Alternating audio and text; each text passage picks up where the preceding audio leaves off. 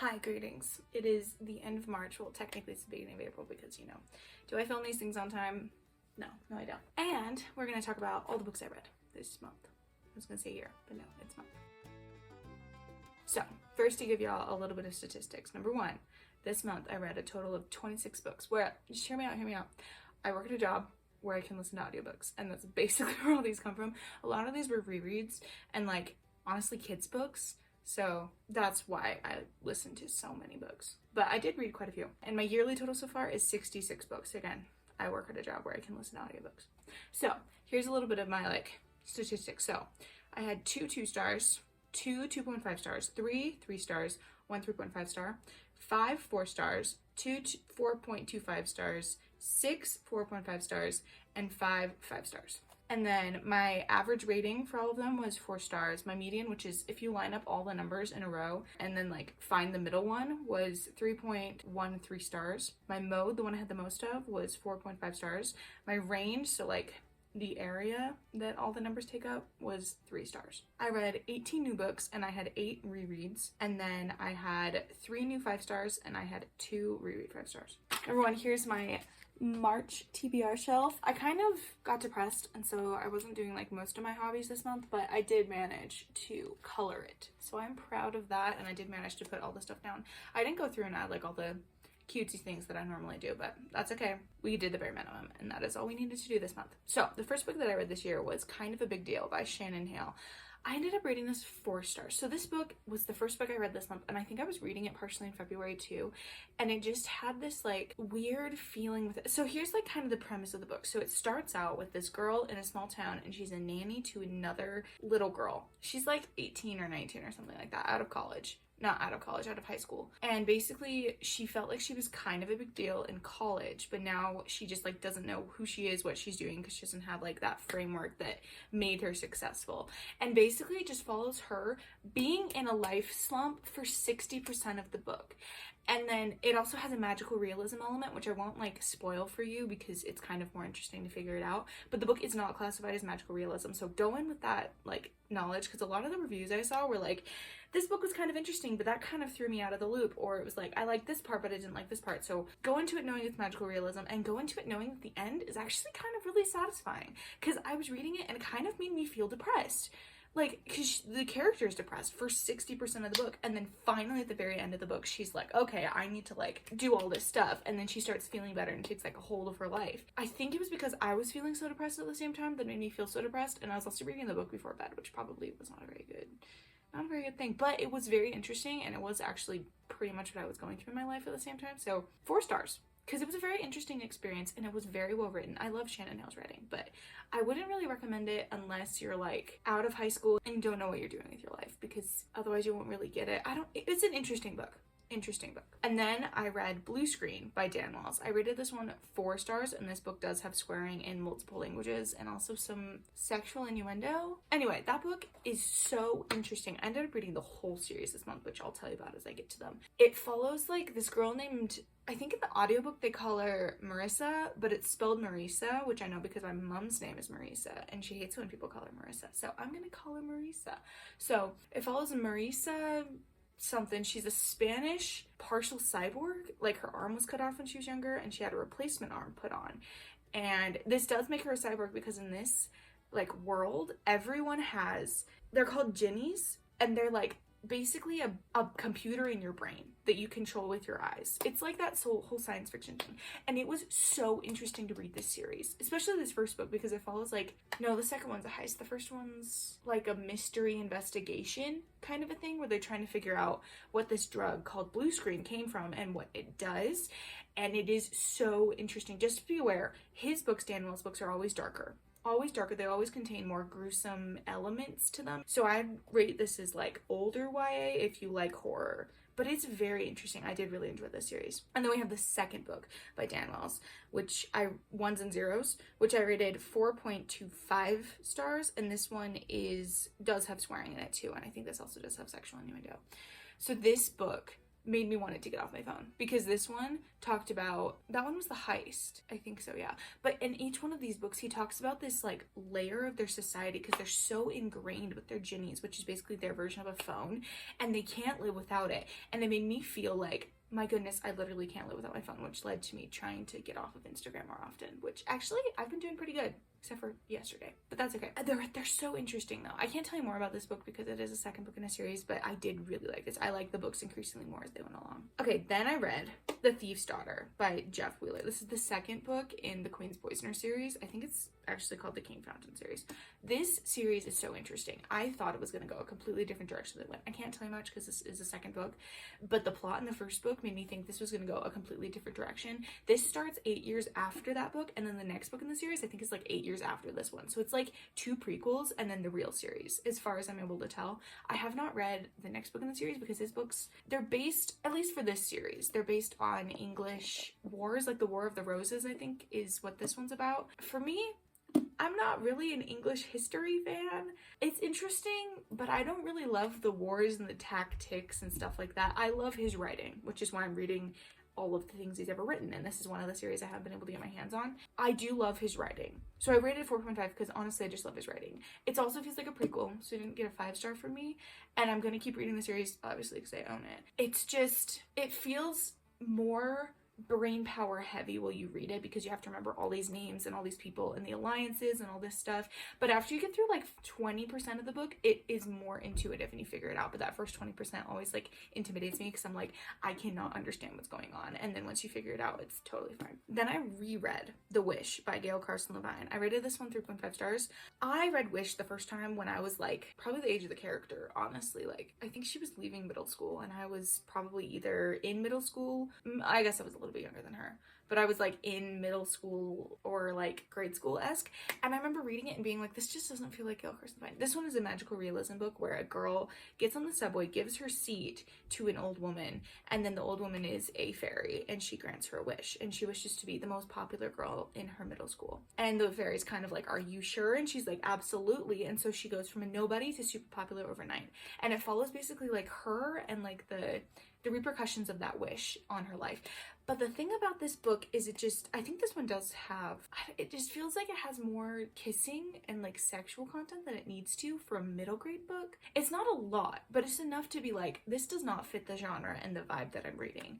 And it also just, it always leaves me feeling icky and weird for this one specific relationship that I just like never really liked. And the fact that she's like kissing this boy when she's like 13 years old, and I'm like, I understand you want to kiss boys when you're 13, but like, should you? Should you really? Anyway, 3.5 stars. It's one of my least favorite Gail Carson Levine books, and I read quite a few this month, honestly, because next we have Fairy Dust and the Quest for the Egg, which is the first one in like her fairy, like her Pixie Hollow series, and this is Gail Carson Levine also. I rated this one 4.5 stars, and honestly, looking back, I might rate this entire series 5 stars, because this made me want to consume every single Disney fairy book I could get my hands on, and all of the content that has ever been written about Disney fairies, and watch all the movies. I still haven't, but I've wanted to, because it just made me feel like I was in the series. And I actually read some of like the original Disney Pixie Hollow books. I can't remember, like the first one, Tinkerbell, I think I owned it when I was younger, and I loved them, and I don't know why in the world I ever got rid of that book. I don't understand half the decisions younger me made when getting rid of books. I wish I still had all of my collection of books when I was younger, but I don't, because I was silly and I got rid of all of them.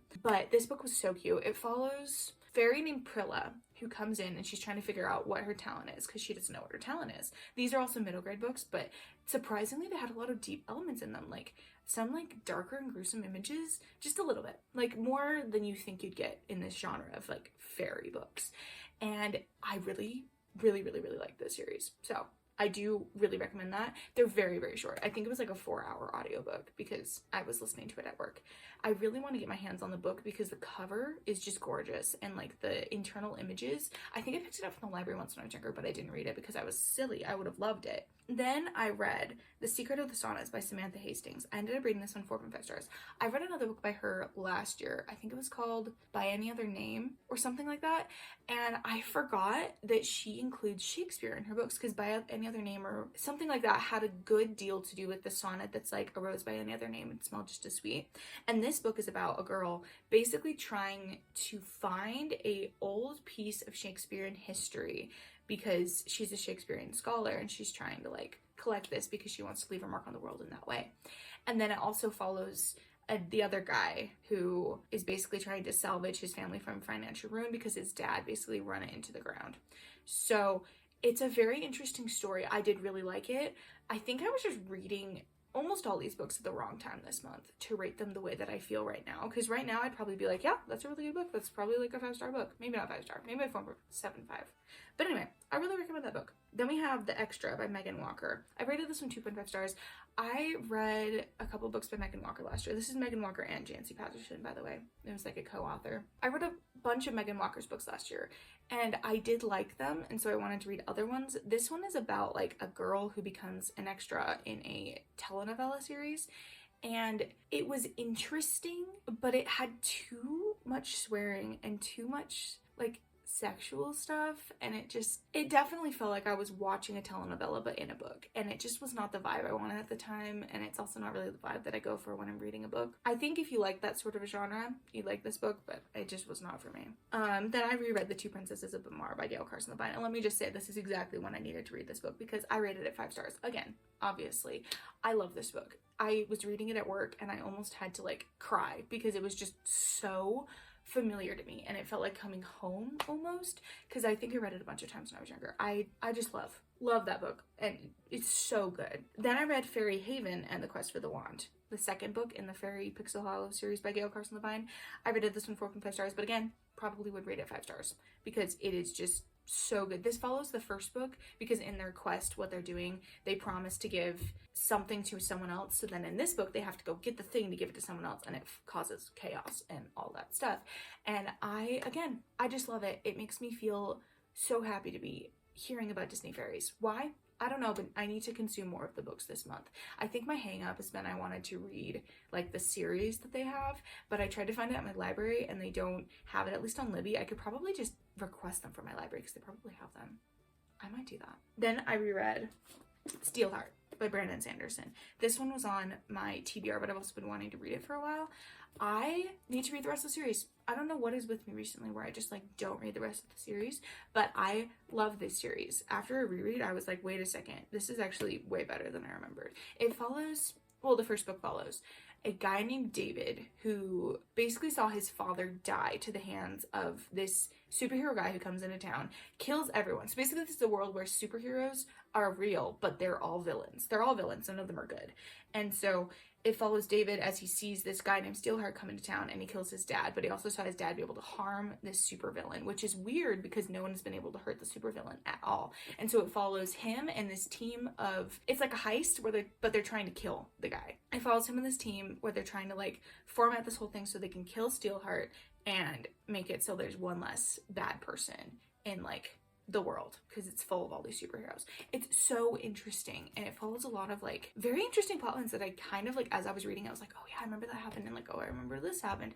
I really recommend this. It's more YA. It does have some disturbing and gruesome images because it is like superheroes and that's more like gory and stuff, but really like this book.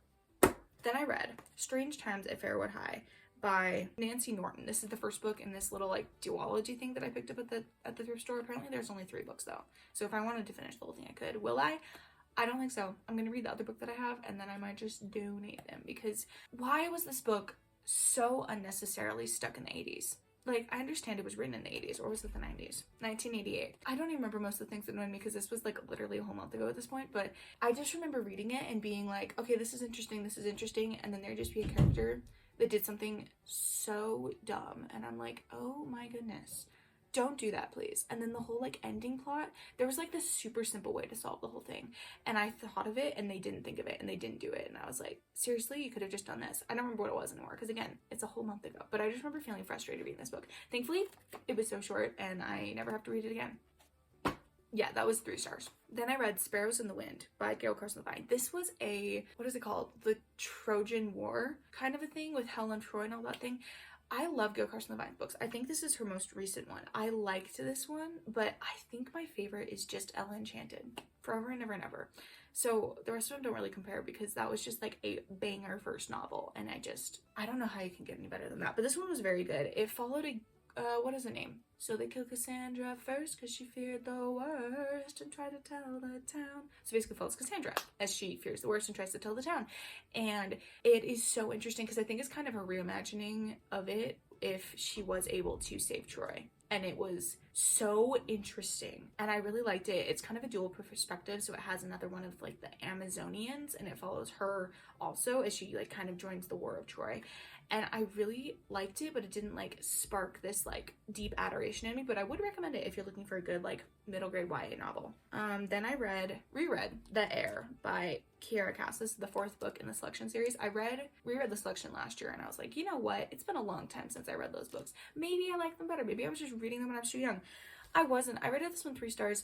Just something about the second series, it just loses all the charm for me. Like the first book was painful to read and it was literally just The Bachelor, but like it had a charm because it was like, I don't know, it had that whole subplot with all the kingdom and all that mess going on, but then it also had the whole thing with like them being this like totally toxic relationship, but it's so fun to watch because that's the best in reality television, you know?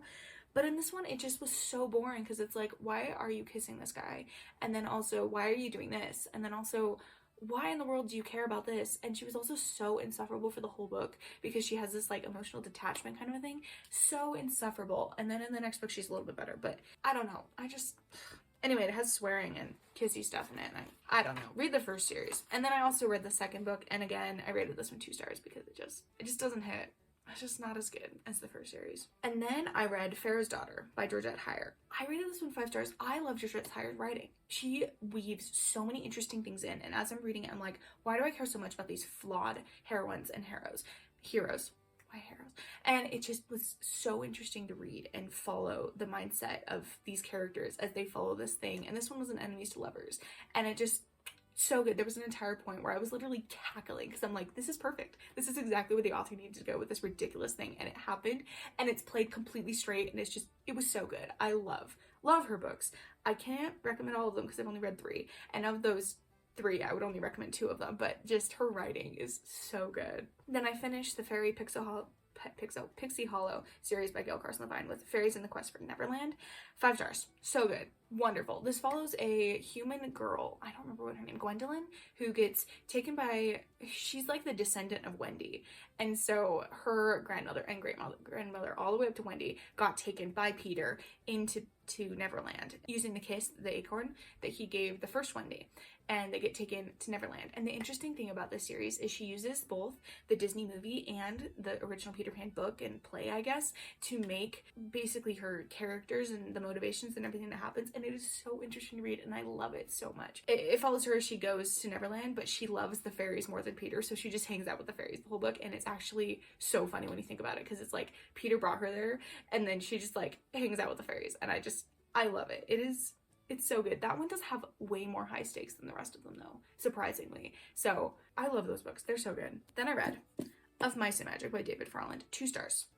This is just too middle grade. Too middle grade for me. And also I could not handle it because they made the dumbest decisions. And also I could not understand what was going on in the magic because all of the stuff you get told about the magic is told to you by an unreliable character because he's literally the villain. So I'm like, are you telling the truth or are you lying? I literally cannot tell. Can someone who is like just the wise old toad or whatever tell me what's going on? Because I don't understand. And also there's a whole series and I don't care. I don't care. And it was too violent in parts for me for a middle grade book. And also the main characters are mad at each other the whole time for a very relatable reason, but at the same time I'm like, please just talk and get over this because I can't handle this anymore. Anyway, it's very much a boy book and it was not for me. Then I read The Lost Kingdom of Bamar. This is a reread by Gail Carson Levine. This is the prequel to The Two Princesses of Bamar and it just does not hit as hard. At first I thought it was a like a sequel, but it's not. It's a prelude. What is it called? Prequel that I used? Why am I using music terms? It was interesting, but it just doesn't have the charm that it had. Like, same with Ogre Enchanted. I still want to do a reread of Ogre Enchanted, but there reached a certain point where I'd read way too many Gail Carson Levine books this month. Same with Ogre Enchanted, where it just like felt like the original book had so much charm and love, and then you write this other book trying to like figure out what happened up to that point. And I'm just like, I don't need to know what happened up to that point. I just love getting thrust into this world where all this stuff happened. I I don't need to know how we got in this world in the first place. Kind of like where all of TV shows are doing now and all movies, where it's just like a prequel with the villain origin story. I don't need to know. I don't need to know. I still rated it 3 stars because it's Gail Carson Levine. I love her writing, but it just felt unnecessary to me. Then we have The 7-Year Slip by, I didn't write who this is by. I think it's Ashley Poston though. 4 stars. I understand why people love this book. I do. I completely understand. This is a magical realism book, which is all over TikTok. So if you haven't heard of it, how? It follows a girl who has a time traveling apartment where it basically slips 7 years into the past sometimes, or I think sometimes forwards, but always into the 7 years, whichever way it goes. And it was so interesting. And the way that guy, every time I think about that man, do I remember his name? No. But he is literally perfect and I love him. But at the same time, it just had too much swearing and it does have explicit sexual scenes. And I just was like, yeah, I don't know if I want to read it if it's gonna have that. So if anyone's reading this and it's like, oh my goodness, you need to read the rest of her books, if you want to send them to me, I'll buy the book. But if you want to go through and mark out all the swearing and all that stuff that I just don't really want to read, I'll read them. But I don't know if it's worth it to me, you know? Then I read A Ceiling Made of Eggshells by, again, Gail Carson Levine. This one was 4 stars. The first time I read this, I was not in the right mindset to read what this book was. I thought it was going to be a cutesy fairy tale book like it always is with her. But no, this is a book about the Spanish Inquisition, I think, where all of the Jews get forced out of Spain. And it follows a girl who basically is forced to follow her grandfather around and be her grandfather's right-hand girl during this whole thing. So she sees the whole thing firsthand, and it is so interesting. It is not a feel-good book, but at the end of it, you're like, I'm so proud of this character and the choices she made, but also, are those the choices she should have made? And it's a middle grade book. It was very interesting, but don't go into it thinking it's the rest of her books, because it's not the rest of her books, but it is worth a read. Then I read The Art of Us by Julie Wright. I have had this book on hold forever, and it finally came in as a skip the line copy, and I was ecstatic because I love Julie Wright's books, and specifically any book that is set in high school with that sort of like feel good, help someone out, like we're all friends, but it's also like deep and gritty in the way it actually is in high school. Love it. Don't know why. Yearbook series, mwah. The Art of Us, mwah. What was the other one? Hands Tied? Something about her hands tied. Mwah. So good. Love her books. 5 stars. This is about a girl who's homeless because her dad left her because he's a jerk, and a guy who figures out that she's homeless and tries to help her in a way that will not make her hate him forever. It is so interesting. There's more than that plot lines in there, but it just is written so well. And by the end of it, I was actually so happy with the way it ended and just all the storylines and the way that the guy makes restitution.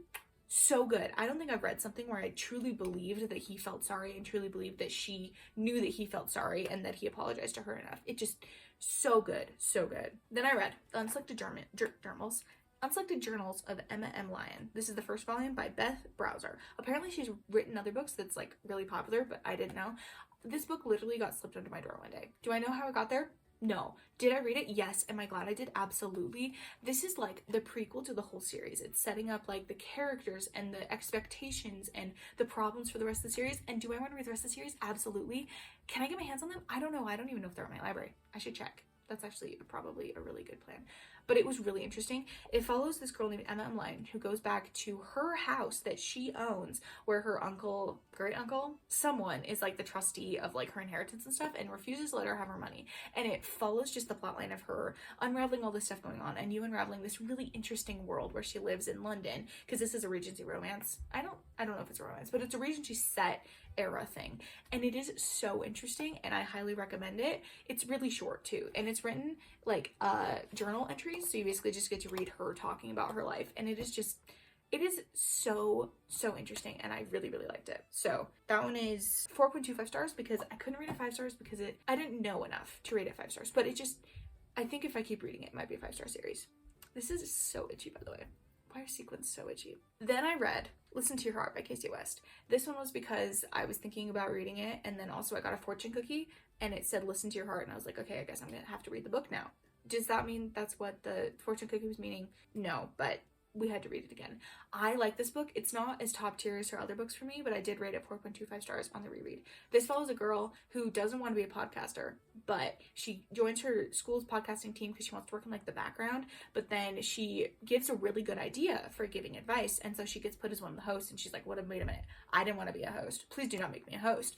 And then she's a host, and it follows her basically as they give advice to people, and this other love story with her best friend who has a crush on this guy, and so she's trying to help her best friend get the guy, and it is just, it's so good. I really, really like that book. Then I had to order Active Memory by Dan Wells because they didn't have the third book in this series. This is the Blue Screen series I was reading earlier this month. Remember? They didn't have it anywhere. They didn't have it in my library. They didn't have it on Libby. I could have gotten it as a Kindle, but I was like, absolutely not. If I'm going to buy this, I'm just going to buy the book. It was so interesting. And Dan Wells, please write more in this series. I know you talked about on the Intentionally podcast recently how people don't enjoy the series as much. I do. Write it for me, please. Like, even if you just write a Google Doc and I can read it. I need more of these characters because please tell me who Grendel is.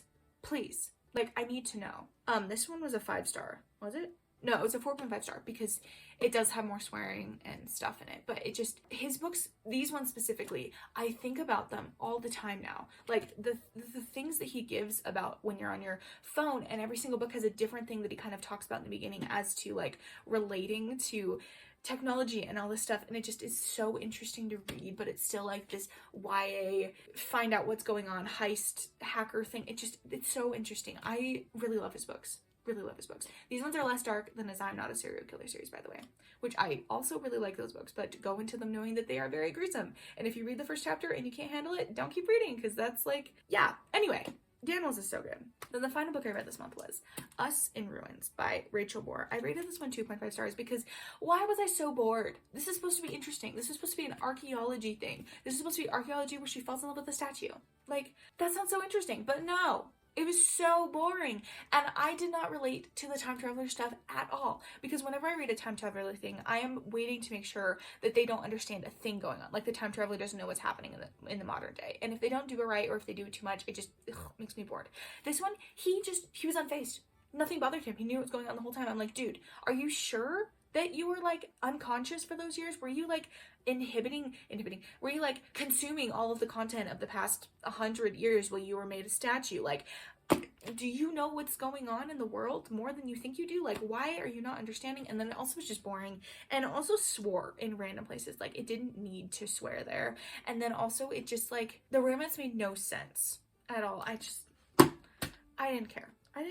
Anyway, those are all the books that I read this month. So let's stack them all up, shall we? So this is our lovely stack. There were quite a few more books that I read. I just didn't have the physical copies this month because I was listening to them. Anyway, thank you for watching me talk about books. It was a little bit more rushed today because I need to get out the door because it is conference weekend today, and I was supposed to pick up my boyfriend like 30 minutes ago, but I was running so late to film this video, so we did this instead. So we'll see if I get out the door on time.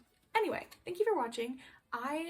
I'm happy with the books I read this month. I'm kind of in a book slump. Funnily enough, I read so many books, but I'm still kind of in a book slump where I just want to reread old books. I don't really want to read anything new. So we'll see what happens with my TBR in April.